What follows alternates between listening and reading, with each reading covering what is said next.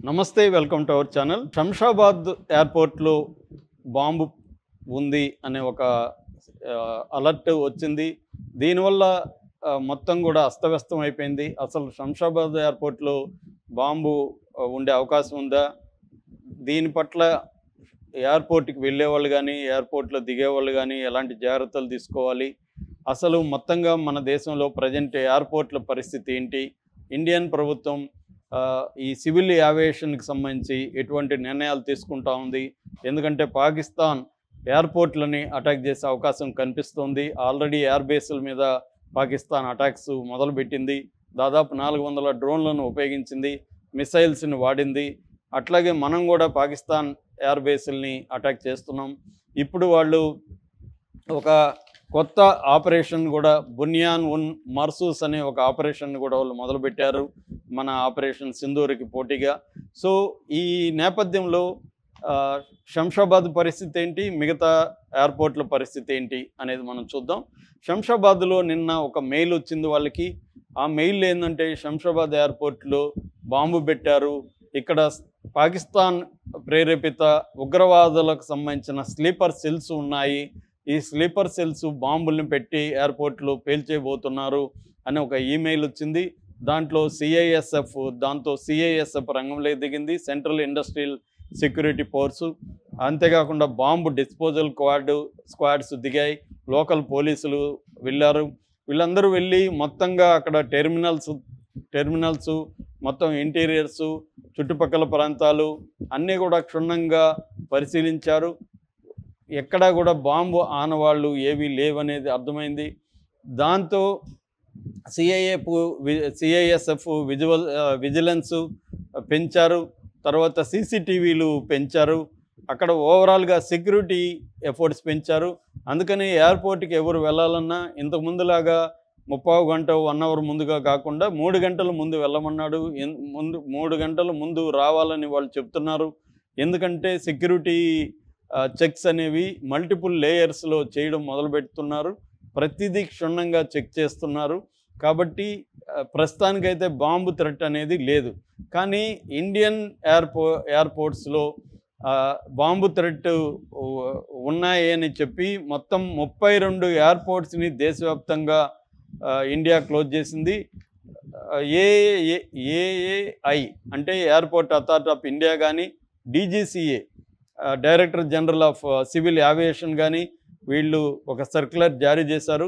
టోటల్గా 32 ఎయిర్‌పోర్ట్లని క్లోజ్ చేస్తున్నాం. అందులో 3 మాత్రం మిలిటరీ బేస్డ్ ఎయిర్‌పోర్ట్స్ అయితే, మిగతావి సివిల్ ఏవియేషన్కి సంబంధించింది. దాదాపు 500 పైన రకాల ఫ్లైట్స్ని క్యాన్సిల్ చేసినట్టు చెప్తున్నారు. ఇది మే 15 వరకు అమల్లో ఉంటుంది. దాని తర్వాత కొనసాగించే అవకాశం కూడా ఉంది. ఎందుకంటే ఈ వారు నెక్స్ట్ స్టేజ్కి వెళ్ళే అవకాశం ఉంది, న్యూక్లియర్ వార్గా మారే అవకాశం కనిపిస్తుంది.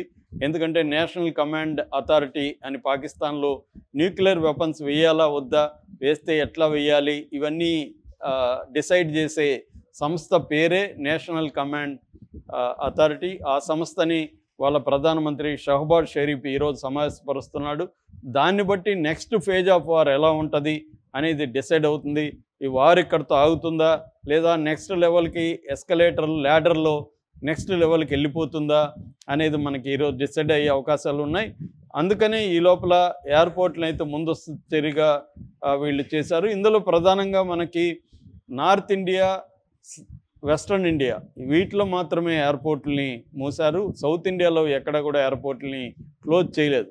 ముఖ్యంగా అమృత్సరు, చండీగఢ్, జైసల్మేరు, జమ్మూ, పాటియాలా, పోర్బందరు, పఠాన్‌కోట్, అవంతిపోరు, బఠిండా, భుజ్, బికనూరు, హల్వారా, ఆదంపూరు, అంబాలా, హిండన్, జామ్నగర్, జోధ్పూర్, కాండ్లా, కాంగ్రా, కేసద్, కిషన్గఢ్, కులు మనాలి, లేహ్, లూధియానా, ముంద్రా, నలియా, రాజ్కోట్, నర్సావా, షిమ్లా, శ్రీనగర్, తోయిన్, ఉత్తరలై ఈ ఎయిర్‌పోర్ట్లని క్లోజ్ చేశారు. సో సౌత్ ఇండియాలో భయపడాల్సిన అవసరం లేదు. కాకపోతే కొంచెం ముందుగా వెళ్ళాలి ఎయిర్‌పోర్ట్లకి ప్రయాణికులు. కొంత జాగ్రత్తలు తీసుకొని వెళ్ళాలి. ఎప్పటికప్పుడు ఎయిర్‌పోర్ట్ అథారిటీ వాళ్ళ సైట్స్, వాటిని వెబ్సైట్లో చూసుకోవడం, వాళ్ళ రూల్స్ ఏమున్నాయో చెక్ చేసుకొని దాన్ని బట్టి మనం ఫాలో కావాల్సిన అవసరం ఉంది. ఎంతకన్నా మంచిది అత్యవసరమైన ప్రయాణాలు ఉంటేనే వెళ్ళడం అనేది కరెక్టు. లేదంటే స్లీపర్ సెల్స్ భయాలు అయితే ఉంటాయి. ఎందుకంటే హైదరాబాద్ కూడా సెన్సిటివ్ ఏరియా. ఇక్కడ అనేక సెన్సిటివ్ ఏరియాస్ ఉన్నాయి. మామూలుగానే మనకి మెయిన్గా సివిలియన్ చెప్పాలంటే చార్మినార్ ఉంది, బుద్ధ విగ్రహం ఉంది, హైటెక్ సిటీ ఉంది, తర్వాత బంజారా హిల్స్, జూబ్లీ హిల్స్ ఉన్నాయి.